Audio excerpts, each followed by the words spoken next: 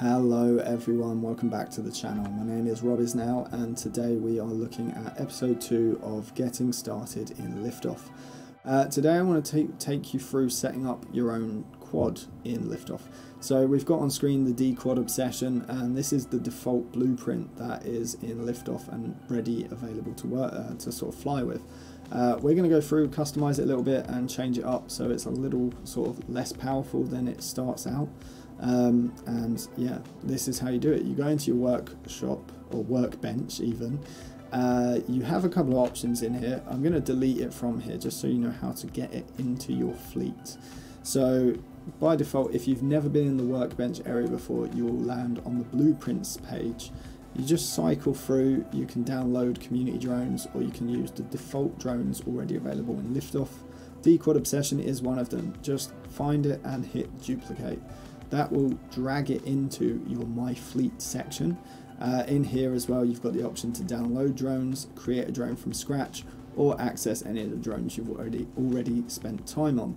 I'm just going to go into the D quad obsession by clicking select down there, and that's going to load us into the workbench.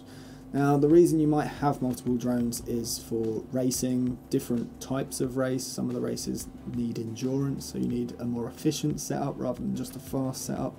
Or it could be just personal preference. You're trying to make a drone fly more like a drone you own in the real world. So here we are, we're in the drone screen, and the first tab is this sort of drone information screen. We've got the name, description, and some statistics. The weight is coming in at 0.5 kilos, so 500 grams, which is fairly heavy. It's got a max RPM of 44,500 or thereabouts, and some thrust values here. And we're going to not look at the stuff down below, which is the flight controller settings. We will do a test flight just so you can see how the cameras change as well. But on the most part, we just want to look at the physical features of the drone. The frames, you can change the frame if you don't like the one you've selected on the blueprint screen. So if you want to build a frame from scratch, this is what you would do. You would come in here and change the frame. But we're going to stick with the D quad obsession 5-inch. We're going to go into edit part here. And this is just changing the actual frame itself. You can add weight to the frame. So if you want a heavier drone, you can put on a lot. You can put up to a kilo on there. So that's going to affect how it flies. So something to be aware of. And if you are used to flying a heavy drone out in the real world, you might find Liftoff, the drone isn't heavy enough. So you might need to add some weight and see how it performs then. The next thing you can do is add some color to the drone. So I've already set some colors. You can see the LED board can change color there as I click through. Or you can pick a custom color. So you've got 5 slots for custom colors, and you can just select those and then apply them by clicking through and scrolling down and clicking through. So you can see the frames change color now because I've used a blue there. I'm actually going to go with this sort of lighter blue color here. But that's just cosmetic. It does not make it go faster at all. Wouldn't that be nice? Then we have batteries. Now by default this has got a 6S battery and is going to be pretty potent and pretty fast. If you're new to Liftoff, which is what this series is guided towards mainly, then that's going to be too much for you, I would say. You don't want to learn how to drive a car in a Ferrari because it's going to be too fast. So let's go and take this battery down a notch. I would recommend going to the 1400 milliamp 4S battery or the 1300 milliamp hour battery that's also a 4S. They're pretty good batteries that most people are, it's kind of akin to what people are actually flying. But if you want even slower, I would recommend the Vortex battery. That's a 3S battery, so it won't have as much power compared to those 4S ones. But I'm going to stick with the Camulus 1300 milliamp hour 4S battery because I feel like that's a nice sort of midway point for a battery with some power but also has that low end that you need. Then we're going to look at the motors. Now again, unless you're flying in the real world already, you're not going to want to pick a motor that's powerful and fast. The X-Storm and the Aerodarko motors here are pretty potent. You can see the Aerodarko motors have a 500 watt max power and a kV of 2200. Now that means more to some people than it does to me, but I know for a fact when I've seen people racing and flied these myself in Liftoff, they are fast, especially with the right battery and propeller combination. And that's the thing, like, you need to match batteries and propellers to the motors to get the best out of them. But to get something a little bit slower, I would recommend anything with a watt rating under 300 is going to be a little bit more easy to deal with when you're flying. These, for example, only 89 watts, so really beginner motor there. But I'm going to recommend these Peregrine ones. They work quite nicely for a beginner. They're not too powerful and not too fast, but they have enough in them to so you can test yourself once you start, you know, exploring the top end of the throttle.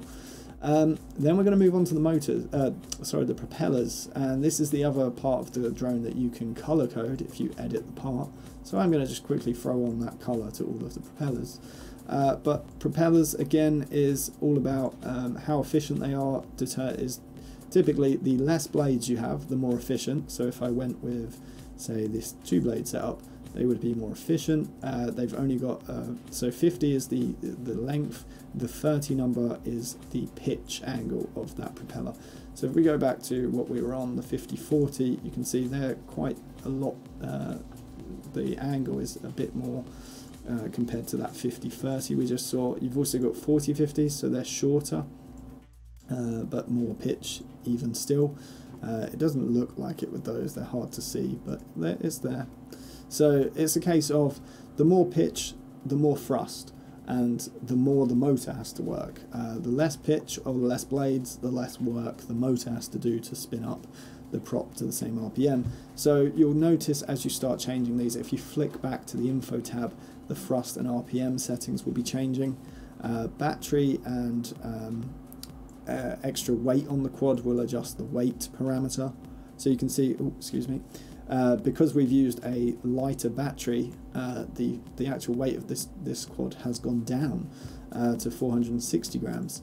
But there you go, that's pretty much all the parts that will make the drone fly faster or slower. And the next thing we have to do is change, I'm just going to adjust that colour because I've got all of the colours wrong. I want them all to be roughly the same, and that matches the battery nicer, so that's good.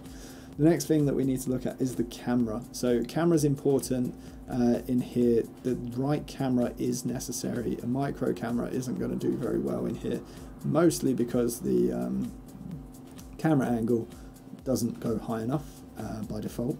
You can get around that when we're flying, but I'll show you for now. The other aspect is how far the camera sticks out the frame. So you can see these cameras, the red dot, Rotorite and Camera Vortex 150, all just about sit flush or past the frame. This one with the red outline doesn't, it sits really far in, and that's only important because when you start flying during the FPV view, the frame is actually going to be in the screen, like you're going to see it on the camera view, which is a little bit disorientating or a little bit annoying. So I would pick a camera that sits just outside of the frame. And then the next part to worry about is the angle. So by default this one's gone in at 10 because I used the micro camera at some point. I would stick to around 30 if you're a beginner. I prefer 40, so that's what I'm going to fly with. You can adjust this when you are flying, so if you don't like what you've got when you go out and do a test flight in Liftoff, you can adjust it and find your happy place, as it were, and then come back in here and set it.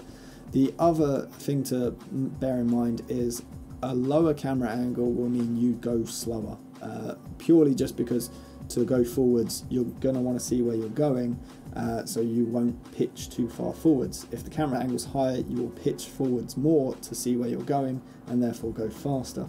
So a lower camera angle is ideal.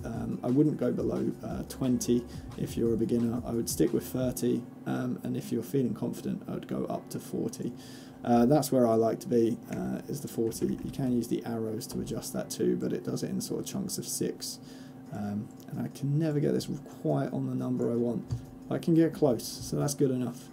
Lastly, we have the GoPro setting, and all this does is adds weight and a GoPro that doesn't do anything in game.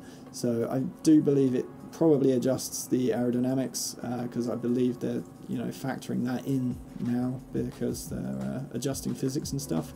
And then lastly we have the VTX antenna, which again is just purely cosmetic. It doesn't do anything in game, and you can't edit anything other than put one on or take one off, and that's pretty much it. So I'm going to save that drone setup now.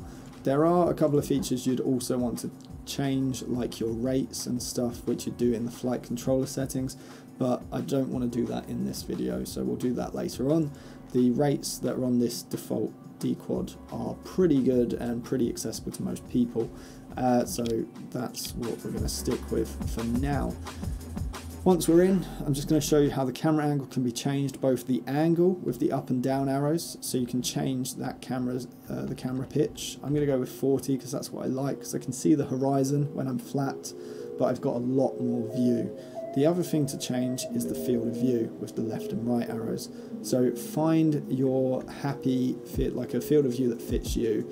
So because of my camera angle and where it's at, I quite like the 127 degree field of view. But you can't set that on the drone. That's a global setting that you have to do in the game's main options. So we'll go into that in a moment. But for now, I'm just going to fly this around real quick. And if you're finding that the turns and the rolls and the pitch are all moving too quickly for you, that's going to be something we look at in the next video, where we look at changing the flight controller settings and start adjusting the rates for your drone. But for me, that works quite nicely. If you did find that you needed to adjust the camera angle, you just press escape, go back to the workbench, adjust the camera angle and hit save, and then that's set every time you use this drone. So there's some of the things to think about. Lastly then is changing that field of view, because it probably won't be where you want it to start with, and to do that you have to come all the way back to the main menu, go to options, graphics, and adjust this slider here. It goes all the way to 72, which is really sort of a zoomed in view, all the way down up to 129. Now I like 127, so that's where I'm going to leave it. If you're flying and you're using the arrow keys to adjust it, you can actually adjust it past what these sliders allow. But all in all, that's how you set up your drone and get it ready for you to then, once it's selected and on the main menu here, that will be the drone that comes up when you're racing first and be sort of your default pick. But yeah, we'll look more at how you can adjust those rates in the next video, when we look at how to, the basics of flying for you.